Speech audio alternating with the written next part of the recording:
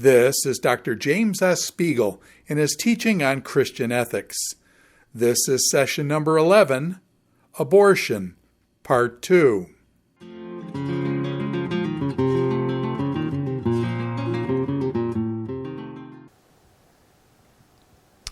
Okay, having looked at some of the major pro-choice arguments, let's take a look at some of the arguments for the pro-life position. And we'll look at two of these, one from a philosopher named Don Marquis and another from a philosopher named Alexander Pruss. So Don Marquis wrote a paper several years ago where he argues that in order to get our ideas clear on the abortion debate, we need a proper account of the wrongfulness of killing. What is it that makes killing wrong when it is wrong? So he considers a number of possibilities here. Is killing wrong when it's wrong because it brutalizes? His answer to that is no, because you can kill wrongfully in very non-brutal, even gentle ways. Is killing wrong because the victim will be missed, that it will harm other people because they love this person who's been taken away from them? No, killing is wrong even if the victim is not missed, even if no one else is hurt by it. What makes killing wrong is the fact that it deprives someone of a valuable future. He says, this is quoting Marquis, he says, "The loss of one's life deprives one of all the experiences, activities, projects, and enjoyments that would otherwise have constituted one's future. Therefore, killing someone is wrong because the killing inflicts one of the greatest possible losses on the victim." So that's what makes killing wrong when it is wrong. It deprives the victim of a valuable future. So with that idea in place of what constitutes the wrongfulness of killing when it is wrong to kill, Marquis goes on to consider the implications for this.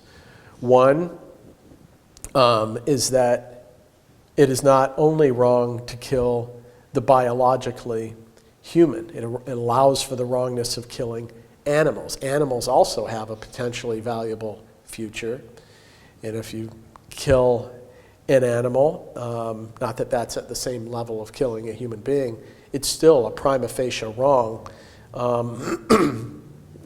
at least potentially, because of the future that's been deprived that animal. Also, his view does not entail that active euthanasia is always wrong. If someone is in a terminal condition and they're approaching the end of their life anyway, that when their death is hastened through euthanasia or physician-assisted suicide, you haven't taken away a valuable future. You've taken away a future that is probably going to be racked with extreme pain. That would be an implication of his view as well, or this understanding of the wrongfulness of killing, at least understood on its own. We'll talk about euthanasia separately. But his view also accounts for the wrongfulness of killing children and infants and fetuses. Notice that on his view, there's no attention given to the notion of fetal personhood. That's one of the significant aspects of Marquis' argument. He does not appeal to fetal personhood. We can completely disregard that from the discussion, even if you grant that the fetus is not a person.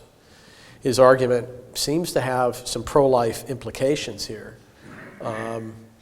even conceding that point.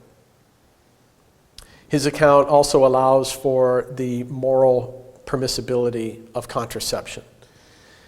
Why? Because in the case of contraceptives, there is no one who is deprived of a valuable future. No individual sperm cell has a future as a sperm cell that's valuable. No individual ovum has a valuable future as an ovum alone. And we can't say that we, in contraception, any particular combination of sperm and ova is deprived of a valuable future because they haven't been combined yet. So his view allows for the moral permissibility of contraception. Some of the critiques of Marquis' argument, some argue that an adult and a fetus are not the same entity. So I am very different, you are very different than a fetus or a zygote, an embryo, and some urge that that point somehow tells against Marquis' argument. He says, though, in response, that the fact that that they are not the same person or entity does not prove that they are not one and the same organism. So even if we become a person through the process of developing between, embryo and newborn or toddler, even if personhood emerges later, it's still the same organism.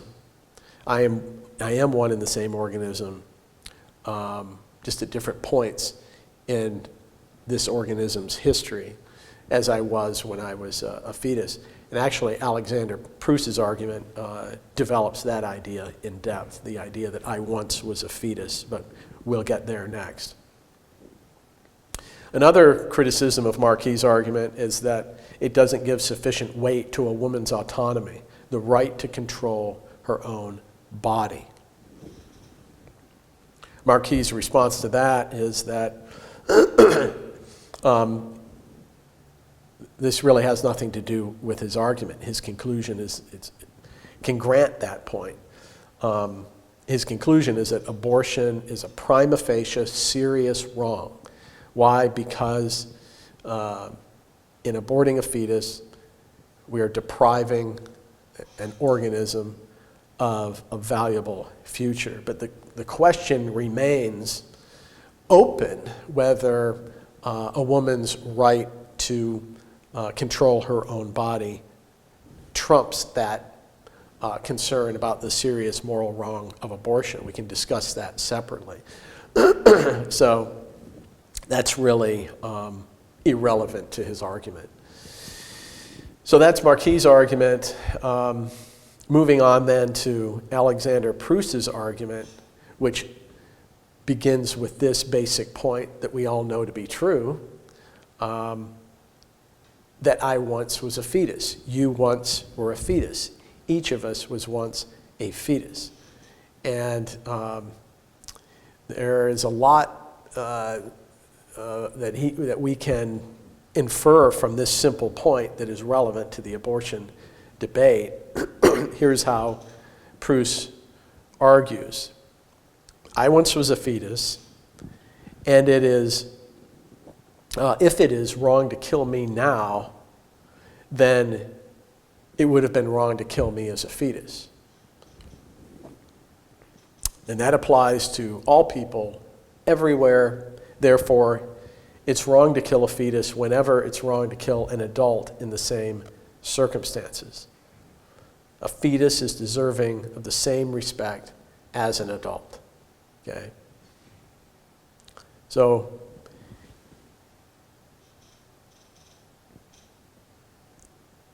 if you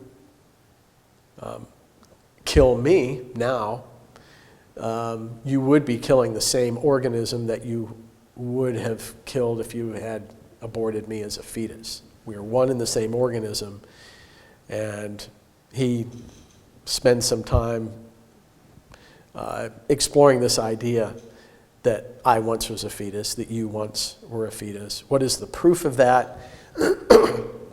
He notes that the organism that was conceived by my mother 9 months before my birth, in my case, it was during the Cuban Missile Crisis of October of 1962. I guess my parents threw caution to the wind, figuring, nuclear war is coming, the world's about to end.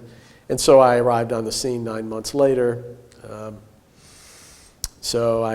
Maybe I should be thankful for people like Khrushchev and Fidel Castro, but moving on. The organism that was conceived by my mother 9 months before my birth never died. It's not merely part of me, but is continuous with me. So I am the same individual organism as that fetus. It looks very different. But despite our differences in terms of physical form, I am continuous with that organism.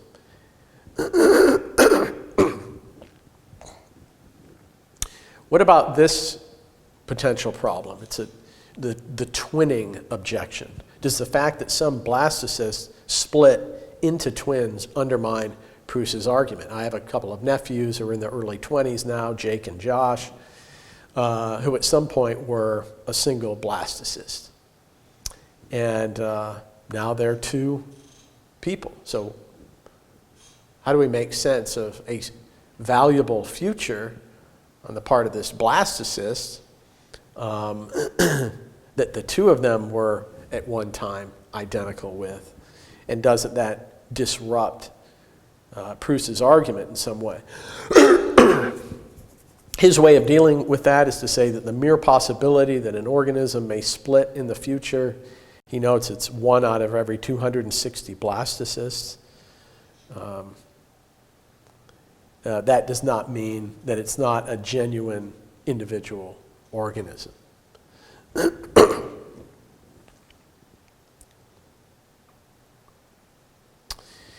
He goes on to talk about proof that killing me as a fetus would be a moral wrong. Again, I am the same organism as I was as a fetus, though I had at that time a much longer potential future. But if you had killed me as a fetus, the victim would be the same as if you kill me now. The victim would be me in either case. And furthermore, killing that fetus, therefore, is as morally wrong as, if not worse than, killing me now. Why? Because that fetus had a much longer valuable future than I have now as someone in his 50s.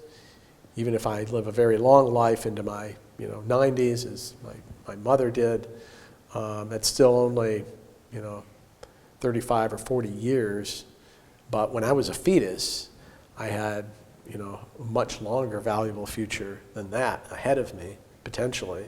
So you would have been taking away far more valuable experiences and projects if I had been killed as a fetus. So next, proof that it's wrong to kill any fetus for the same reason. His point is just that my case is not different from that of anyone else. Each of us was once a fetus. So it's just as wrong to kill anyone when they are a fetus as it would have been if you had killed me as a fetus. So in terms of objections to Pruss's argument, there's this one. What about cases where a mother's life is in danger or where the fetus is unhealthy? His reply is that those cases should be dealt with just as they would for any full-grown adult. If we just grant that there's just as much value there in the case of that fetus as there is for an adult human being, then the decisions can be made accordingly. Another objection is that this argument, which is sometimes called a trajectory argument, it fails to establish that an embryo that never becomes a person has the same rights as an embryo that does become a person. A guy named Don Burkich has made that argument. And someone else, not Pruss, but a guy named Daniel Propson, responds to this argument, this objection, in defense of Pruss by noting that this objection fails because it is the act of aborting an embryo which itself prevents it from becoming a person.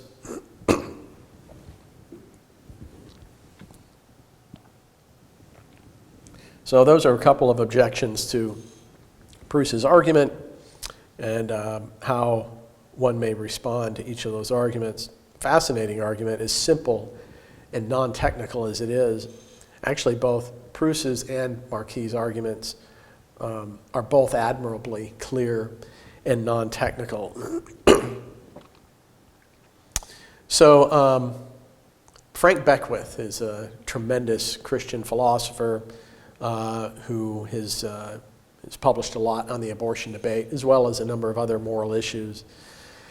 And he has some good responses to some pro-choice arguments, one being that abortion is safer than childbirth.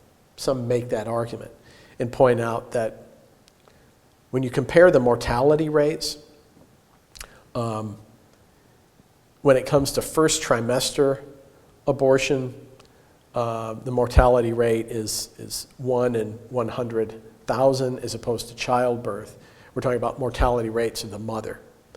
It's 9 in 100,000 in the case of childbirth. So many will make the point that, look, abortion is 9 times safer than childbirth. So isn't that, a kind of recommendation in favor of abortion for a woman who's trying to decide? Beckwith notes that this is extremely misleading. When you look at the numbers like that and talk about abortion being 9 times safer, it can seem impressive, but the fact is that if we just look at the numbers another way, we see how misleading this is, because the difference is actually statistically insignificant. Abortion survival rate, for the woman is 99.999%, but in childbirth it's 99.991%. The difference is 0.008%, which is negligible. So to build any kind of pro-choice position on that at all is problematic. And then Beckwith goes on to note that even if there was a significant danger in childbirth, as he puts it, the special moral obligation that one has to one's offspring far outweighs the relative danger one avoids by not acting on that moral obligation. So even if the numbers were more like they were in, say, the 19th century, which was, much higher incidence of fatality for women giving birth, just the fact that you have a special obligation to your offspring offsets that consideration of that danger. And now Beckwith also responds to Judith Jarvis Thompson's violinist analogy, which we talked about. He has several things to say to this. One is that Thompson assumes that all of one's duties to one's offspring must be voluntary. That, she seems to at least tacitly reject the idea that you just naturally incur duties and obligations to your offspring just because they are your offspring. We certainly don't disregard a man's duties to his offspring just because he unintentionally impregnated a woman, and that he did not choose that obligation. It's like, buddy, you have this obligation because it's your kid. Even though you didn't want it, you didn't choose it, you didn't intend it, it's still your obligation. And so it goes for a pregnant mother as well. This idea of voluntarism, of obligations, voluntarism, is, Beckwith notes, fatal to family morality, because it undermines the notion that there are special obligations that we have to our family just because they are our family, particularly our offspring. You have special obligations to your mom or your dad or your brother or your sister just because they are your family members. And so it goes for your offspring, even more so, in fact. He notes a key disanalogy between the violinist and the unborn in Thompson's violinist analogy. One, unlike the violinist, the unborn child is naturally dependent upon the mother. The violinist only became dependent upon you in that analogy in a very artificial way. They had to knock you out and then hook you up to this violinist and create this blood flow between you in order to create that dependence. But that's completely artificial, unlike the natural dependence of the unborn child on the mother. So comparing the unborn child to an artificially connected stranger, Beckwith argues, is that undermines the natural bond between a mother and her child. So I think those are some pretty good pushback on Beckwith's part to Thompson's argument. All right, so let's move on now to the biblical case for the pro-life view. Here are some biblical passages that are often cited as relevant to the abortion question. One of them comes from Psalm 139, verses 13 to 16, which highlights the fact that the unborn are created by God and known intimately by Him.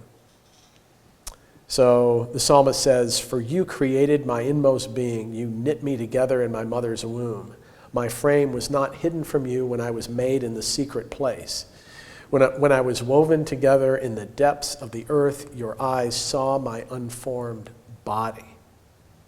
So God, according to the psalmist here, is very intimately involved in the creation of each human being within his or her mother's womb. It's a meticulous providence there. So even though, in my case, my parents were quite unaware of my conception, they informed me that I was the result of a failed spermicide, a failed contraceptive. God was quite aware and quite intentionally weaving me together there in the process of meiosis within my mother's womb. God was actively involved in that. So the unborn, in my case and all others, are created by God, known intimately by Him. The psalmist is not just talking about his case, but all human conceptions. Also in Jeremiah 1, we find the same kind of theme communicated. He says, "Before I formed you in the womb, I knew you. Before you were born, I set you apart. I appointed you as a prophet to the nations." So God had very intentional plans for Jeremiah even before he was born. And so it goes for the rest of us. Another biblical argument that's often made is an appeal to the fact that unborn babies are called children in some cases, such as in Luke 1, where the mother of Jesus and the mother of John the Baptist meet, and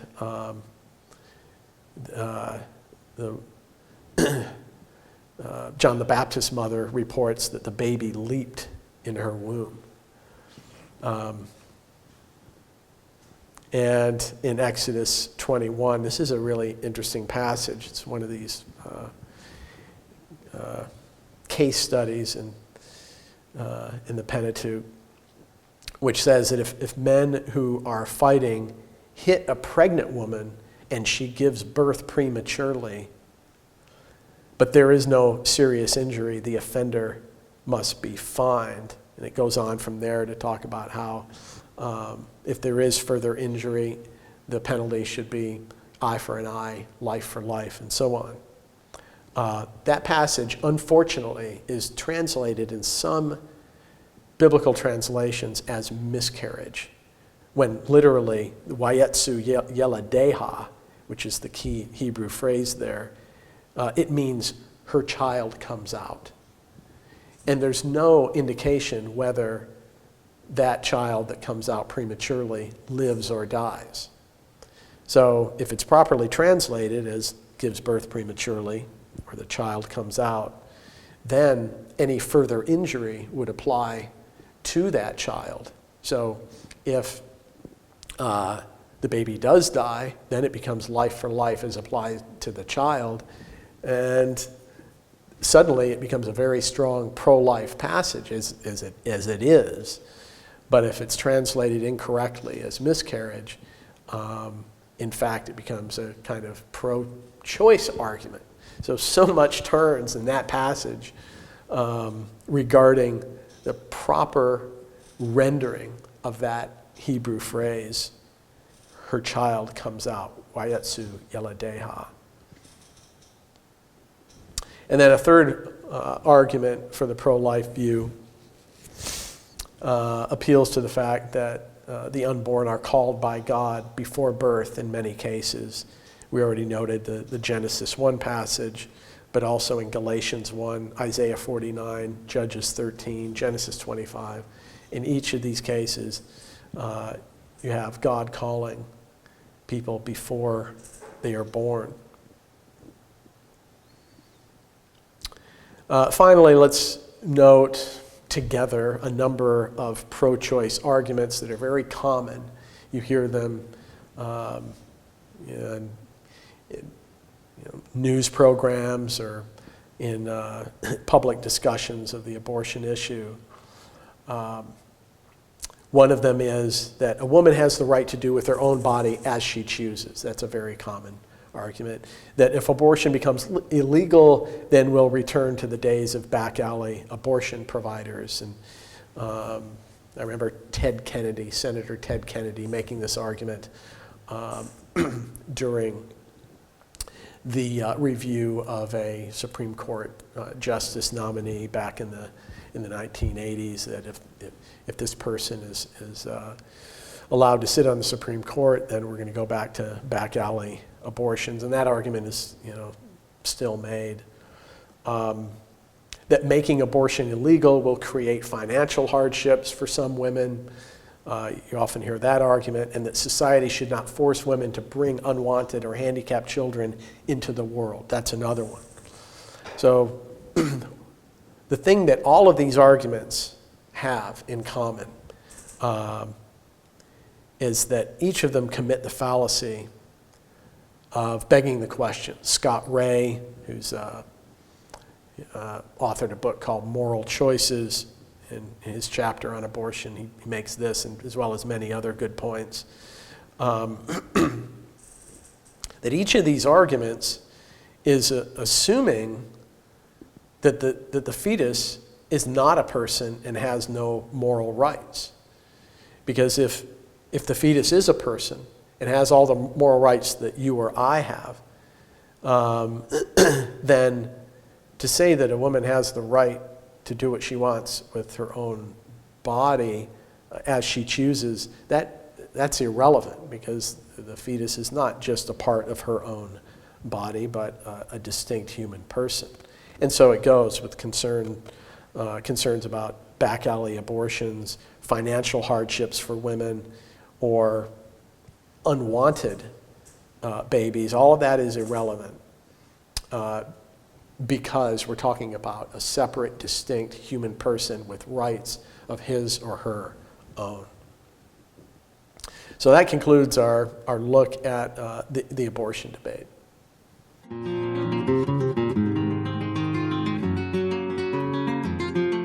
This is Dr. James S. Spiegel in his teaching on Christian ethics. This is session number 11, Abortion, Part 2.